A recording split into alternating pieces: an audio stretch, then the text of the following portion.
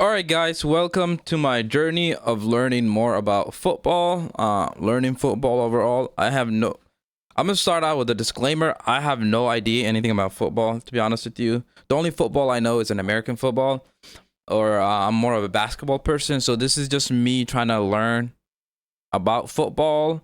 I've been getting into it more recently. I've been starting to get some favorite players. I don't have any favorite teams yet. I want to watch more football games, watch more YouTube videos about it before I make my own opinions about football or get into football.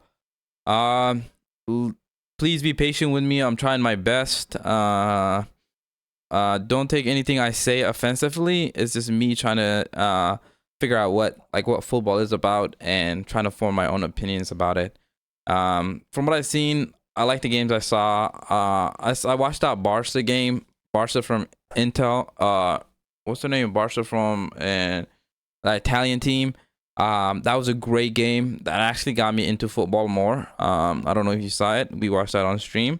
Let me see what this is about. This will give me more information. I know who Mbappé is. I watched a video on him, but let's see what's going on. Mbappé, man. Look at these clips. Sensational start! Kylian Mbappé! Mbappé scores! Just the way he runs, the way he scores, the way he moves, the way he stands before taking a shot. It all kind of feels familiar. He scored 40 goals in all competitions in his first season for Real Madrid. 29 of them coming in La Liga. He outscored Ronaldo's debut season at Madrid. Now, Mbappé had made it clear ages ago that Ronaldo was his idol. Ouais, j'ai eu pas mal d'idoles, mais après c'est vrai que c'est Cristiano beaucoup. And there's actually a lot of parallels between the pair's first seasons playing for Real Madrid. Both were presented in front of more than 80,000 fans at the Bernabeu. In the summer that he was signed, Mbappé even copied Ronaldo's words from his 2009 unveiling, doing the 1, 2, 3 Hala Madrid in his opening speech.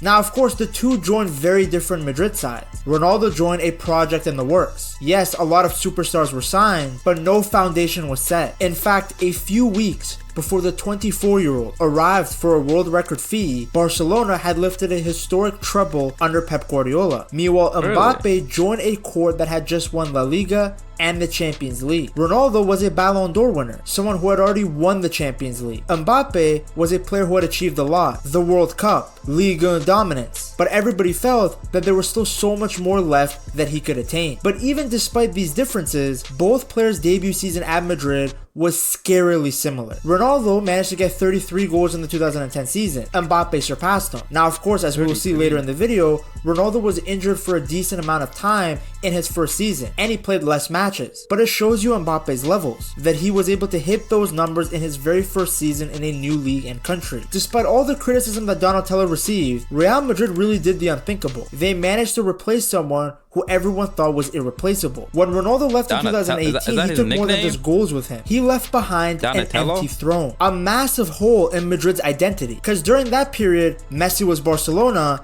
and Ronaldo was Real Madrid, the face of the team, the main man. Now, in his absence, Benzema kept the engine running. Vinny, for a while, looked worthy of the number 7 shirt. But now there is a real superstar that can truly carry Ronaldo's legacy. Mbappé is a Galactico. Only a world-class player can deliver 40 plus goals, and yet you still feel like he had an underwhelming season. And it's not like he was. Is a Galactico like a superstar? Is that that once in a lifetime generational player type of thing? Stat padding either. He scored in the UEFA Super Cup, both Spanish domestic finals. In a time where Barcelona was so dominant, Mbappé was one of the few Madrid players to actually be consistent in El Clasico. Yes, he forgot how offsides work in his first one, but after that, he was regularly Madrid's best player. He showed that he wasn't just another star signing, he was the star. His hat-trick against City felt like his welcome to the Bernabeu moment. In a must-win game, he ran through City's defense the way guys run through your gym crush. He looked like himself again, like the guy that we saw in 2022. What? Now you might be saying, Ped, why are you glazing a guy who came in and made the team worse. A guy who got sent off. A guy who, for a while, forgot how to take pens. Couldn't beat his man. Well, my friends, if we look back, Ronaldo's first season at Madrid wasn't all sunshine and rainbows either. Cristiano scored 9 goals in his first 7 games, but then injured his right ankle in October and missed 2 months of action. Then later in the season, he was sent off twice. The first time was a second yellow for a missed time kick on Almeria's Victor Ortiz in early December. Then his second suspension was because of a straight red for an elbow in the following month that fractured the nose of Malaga's left back. So he lost another 3 matches to suspension. Mbappé kinda did the same thing with his disgusting challenge against Cadiz. It wasn't a great look for a player who throughout his entire career had been very level-headed. It was honestly shocking that he didn't get suspended more. When Madrid's greatest player of all time is losing his cool in his debut season, then I guess maybe it's not surprising to see the same happen with Mbappé. After all, one idolized the other, but it shows you that both players, despite their vast amount of talent, still had to adapt to the pressures of wearing the white jersey. Another similarity is that both were part of some damaging defeats to Barca. Ronaldo failed to score as the side were being 1-0 at the Camp Nou. Now keep in mind this was his first game back from the ankle injury that I mentioned earlier, and he ended up being substituted after just the hour mark. And then at the Bernabeu, Madrid lost 2-0. Mbappé suffered the same thing, arguably worse. He was part of the team that lost 4-0 at home in La Liga. Then his side lost 5-2 in Saudi Arabia in January Supercopa de España final. Then they lost in the Copa del Rey final, and then also in the La Liga title clinching game. Although the positive is that with Mbappe, we saw a better performance from him in each El Clasico. The first one, he was mean. That celebration of him doing the chip when it was offside made it all the way to Saudi Arabia. But then in his last El Clasico, he scored a hat-trick and was a thorn in Barca's side. Bro, we get ad like every few seconds on the video. This guy better be getting paid for this thing. It's getting out of hand. Draft email. All match. He was literally carrying Madrid, by far and away their best player on the pitch. Then off the pitch, both players faced legal issues. Ronaldo was accused of sexual assault at a Las Vegas hotel in June of 2009, just before he joined Madrid. In 2022, a federal judge agreed that the lawsuit brought forward should not proceed as the plaintiff's lawyer had tainted the process by relying on hacked documents. Ronaldo had always strongly denied her accusations. Mbappé went through a similar thing. In December of 2024, an investigation was made into an alleged rape charge in Stockholm, Sweden. And in the report that came out in October, Mbappé was linked to the event. The case ended up being thrown out due to a lack of sufficient evidence to Mbappé. The Frenchman had strongly denied all those stories when they had surfaced. But at the end of the day, these players are humans, and issues like this, even when they are false, impact how they perform on the pitch. Now I'm telling you, if you're let's say if you're a superstar at their level, you can get any girl you want. Why would you think they would rape somebody? I'm not a lawyer and I don't know, this could probably happen, but I just don't see that happening, you know? You guys these similarities because Madrid fans should be excited by this, because Ronaldo only got better and better after his debut season. A 30+ goal season became a bad season for him as he went on to score video game like numbers. Seriously, the guy had more goals than games when he played for Madrid. How is that even possible? The 33 goals Ronaldo scored in the 2010 season was his lowest total in 9 years with Los Blancos. His second worst was 42 goals in the 2017 season. During that period, Ronaldo went on to dominate world football, as the Portuguese winger won the Ballon d'Or 4 times, as well as 4 Champions Leagues, 2 La Liga titles, and 2 Copa del Reys with Madrid, among other team trophies. I love messing with Ronaldo fans and calling him a tap-in merchant, but realistically, he was unbelievable. He was Madrid's top goal scorer of all time with 450 goals in just 438 games when he left for Juventus in the summer of 2018. The Turtle just needs 400 more goals to go. No pressure, buddy. Now, Ancelotti actually believed that Mbappe had the quality to match Ronaldo. Matching Ronaldo's longevity will be difficult, but Mbappe has the qualities to at least match some of the great seasons that Ronaldo had. Like I said, when people think that you had a bad season despite scoring 40 goals, despite winning the Pichichi, that means you are at an elite level. Even Ronaldo himself has publicly backed Mbappe to succeed on multiple occasions. And this is exactly why the standards have always been so high for Kylian, because everyone knows how good he can be. Then what does Kylian Mbappe need to do?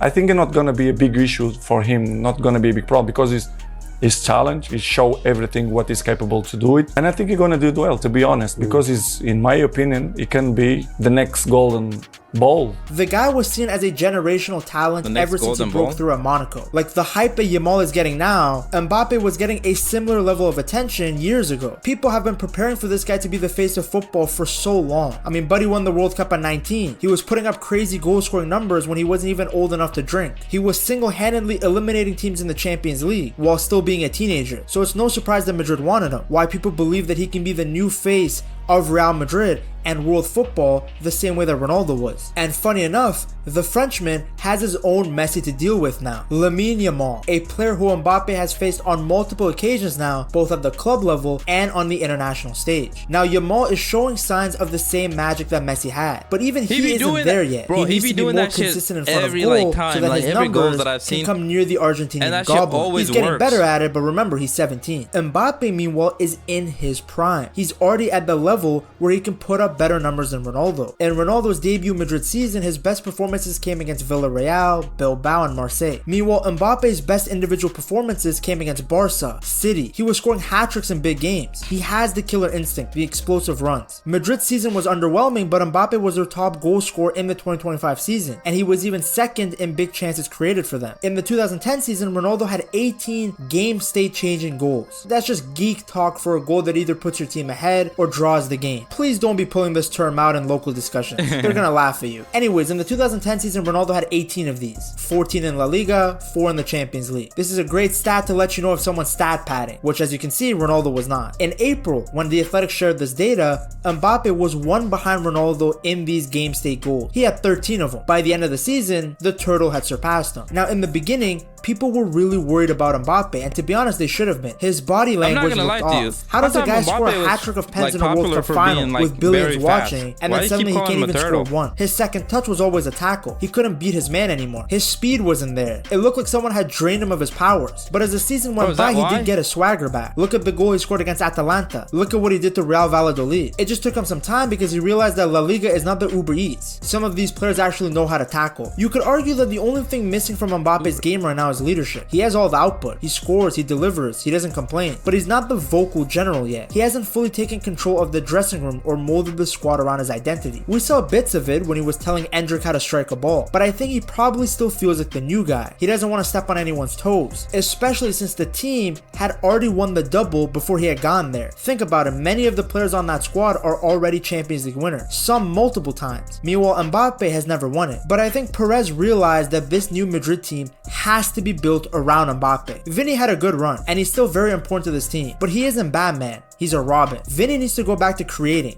That's what he did best. That's why he was so good in 2022 when he was playing off of Benzema. That's also why he was so good in 2024 when he was playing off of Bellingham. Mbappé is the main guy now. You can see it on the pitch and we have seen it for years. The very best version of Mbappé is significantly better than the best version of Vinny. Now again, there's no reason the two can't coexist, but that needs to be the dynamic in the locker room. Everybody needs to be playing for Mbappé, to create for him. What Madrid really need to do more than anything though is buff the team up overall. Because people love to bring up the fact that Madrid won the Champions League and La Liga before Mbappé joined, but conveniently leave out that it's not actually the exact same team. Kroos was never replaced, and for a player like Mbappé, a central midfielder that can dictate the play is essential. Kroos gave the team control, he created opportunities, he made the team tick. Now Mbappé has to play with Ceballos. On top of that, the Vinny that Mbappé played with was not the same Vinny we saw in 2024. I don't know if it was the Ballon d'Or stuff getting to his head or him wanting to prove that he's still that guy, but the amount of times I saw Vinny not pass the ball to Mbappé was infuriating. It's funny, in the beginning of the season it was the opposite. Vinny would spoon feed Mbappé to get his confidence up and Mbappé would miss. It still felt like it was the Brazilians team and Mbappé was just a guest. Then as soon as Donatello got going, Vinny just stopped creating, and by the end of the season you could see Mbappe's frustration. So many cutback opportunities wasted because Mr. 10 times more wanted to cut inside and shoot. And you might be asking, well, how did Ronaldo make it work? Well, Madrid got him help. They realized that his goals alone weren't going to help the team win, and that's when signings like Modric, Kroos, Bale, Casemiro came in. You see, sometimes we get so caught up with the glory of individual players that we forget it's a team game. Even Ronaldo needed help. Messi needed help. Look at Ronaldo when he went to Juve, continued banging in goals for them, and they never came close to a Champions League. Why? Because the team around him wasn't made to win. Madrid are at least now taking action. A new center back, a new manager, more signings probably to come. Because even during Ronaldo's tenure, they didn't always get it right with signings. It took trial and error to find the right group group that became champions. Kaká, for example, was signed in 2009, but he wasn't a part of the team when they won it in 2014. Then the 2014 team looked very different than the side that won in 2018. Good sides constantly adapt. What allowed Madrid to sign players wasn't just their status as a big club, it was also Ronaldo's pull. Sure, he was obsessed with goals. He wanted the spotlight. He was a prima donna, but he was more than just a scorer. He was a leader, a magnet. Many players came to Madrid because they wanted to play with him. How do you think they convinced Gareth Bale to join?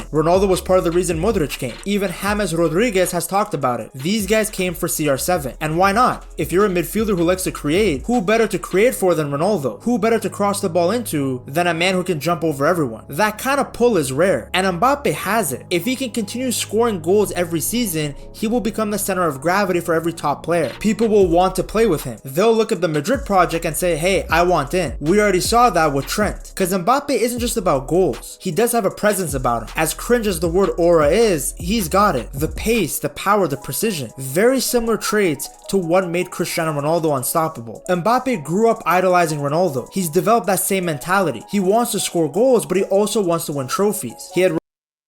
We'll finish this, but my thing is like the cuts, like the way they cut back with the ball and everything. Every time they do that, I'm like, damn, I'm scared. Like I would like rip my Achilles or something like that. Cause I don't think people make that much cuts. Even like playing basketball, you don't make like those sudden cuts like that they just showed. Ronaldo posters on his wall. He spent hours watching YouTube clips. He studied his game. He's posed with him. It's not an imitation. It's inspiration that has allowed him to become the player that he is now. And the great thing is he's not a CR7 copy. He can't head the ball like Ronaldo did. He doesn't have the same flair, the 5-star skill moves. But that's fine because there's an element of R9 in him too. The ruthlessness, the directness, the speed. Ronaldo was fast, but at times Mbappé seems faster. In fact, that directness is going to help Mbappé score even more goals. What's the point of extra flair? Just put the ball in the back of the net. But because he's taken things from every type of player. Was Ronaldo a better dribbler than him? Well, he keeps saying that flair. Is he saying he's a better dribbler? But he just also called him a tap-in merchant. So I'm not understanding what he's saying here. Like, you know, I was talking about it earlier because I was on Discord with a couple of friends that were trying to teach me more about football. And then one of them said that he thinks Ronaldo is the most athletic football player he ever seen. He said actually Ronaldo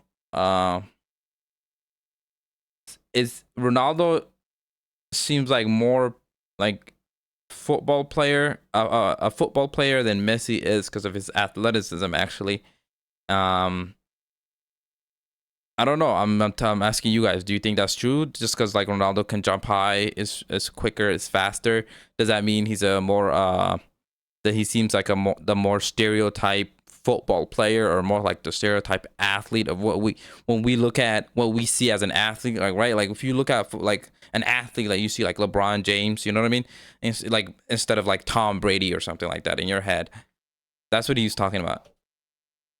It's made Mbappé the perfect hybrid. He's got CR7's mentality, but R9's efficiency. He's someone who can blend the best of both Ronaldos and put it into one devastating packet. Because we have seen what Mbappé looks like at his very best. And this is a scary player. This is a player who can single-handedly change the outcome of a match. And he's gonna have to, because a new rivalry is beginning to take shape. Ronaldo had Messi, Portugal versus Argentina, White versus Blaugrana, and now Mbappé has Yamal. France versus Spain, we got a glimpse of it at the Euros. Madrid versus Barcelona. It's like football history on repeat, but with new actors. And if you want to see how Yamal is carrying the Messi legacy forward, you gotta watch this video right here. Because this isn't just a new era, it's the same story, but reborn. I guess we gotta watch that game because I do want to see that. I haven't seen a lot on Lamel or whatever his name is. I said I seen the championship game with that Inter team. He was fantastic. I actually went away from that game thinking that what's the other guy named number 11, Rafinha, was actually better. I don't know shit about football, like I keep saying. Let me know what more I should watch. Let me know what I should look into. I am getting into football. I want to learn more about it. I'm into all sports, to be honest with you. I watch baseball. I watch American football. I watch basketball. I grew up with basketball, so like I do want to watch like more sports. So So let me know if you guys can subscribe, like, that'll be great. We'll go through this and we'll stream some more as well. Thank you guys.